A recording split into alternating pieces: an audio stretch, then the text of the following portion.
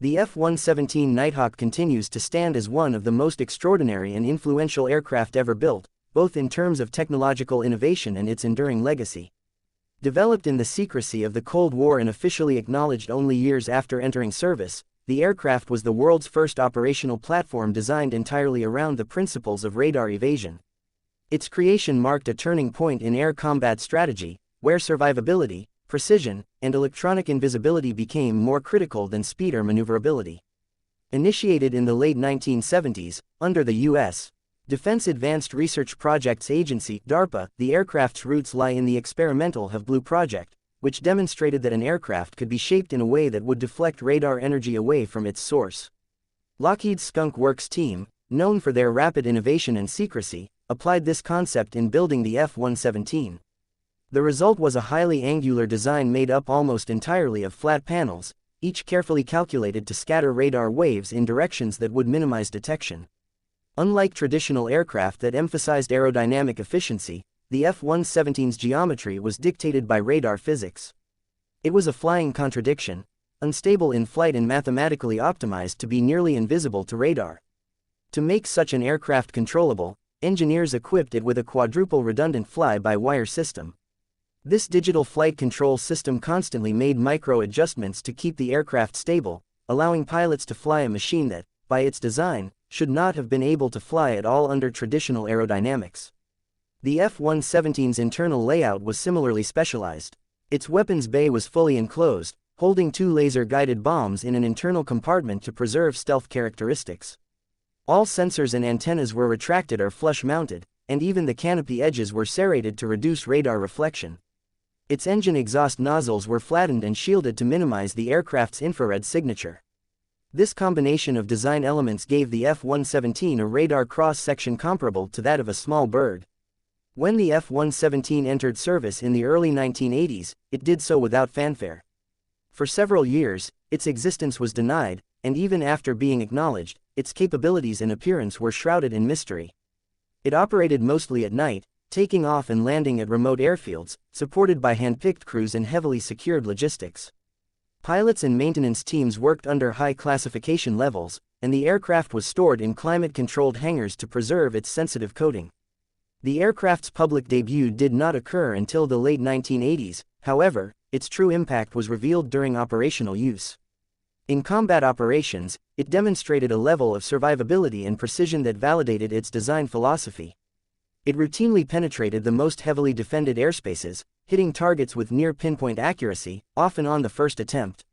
Its ability to remain undetected while delivering strategic effects changed how air superiority and tactical dominance were defined.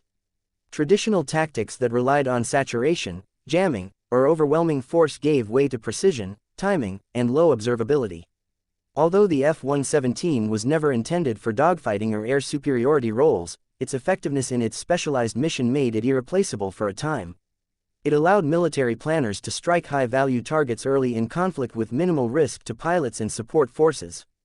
These missions often included enemy command centers, radar installations, and critical infrastructure. Because of its stealth capabilities, it could reach these targets without the need for extensive escort or suppression support, enabling rapid and strategic effects in the opening hours of operations. Over the course of its service, the aircraft accumulated thousands of flying hours, with minimal losses.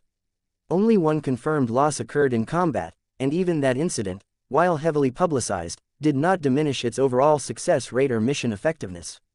In fact, the aircraft's durability in operations and ability to return undamaged from high-threat environments cemented its reputation as a marvel of engineering and mission design.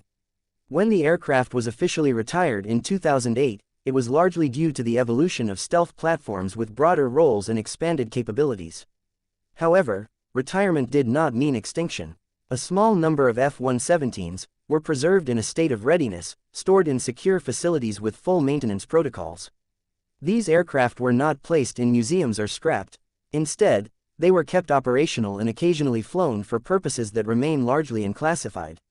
As of 2025, the F-117 continues to fly in support of missions that include stealth target simulation, radar signature testing, and pilot training in low observable threat recognition.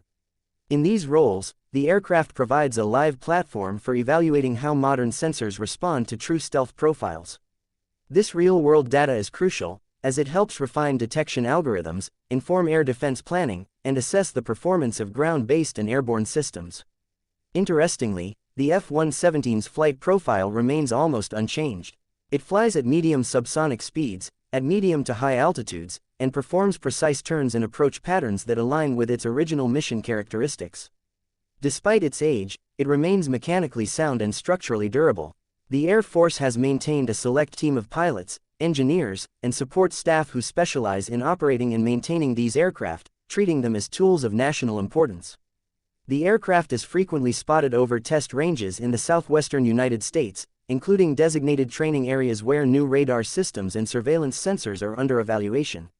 Some aircraft have been observed with experimental paint schemes and coatings, indicating ongoing tests in signature management, light reflectivity, or thermal masking.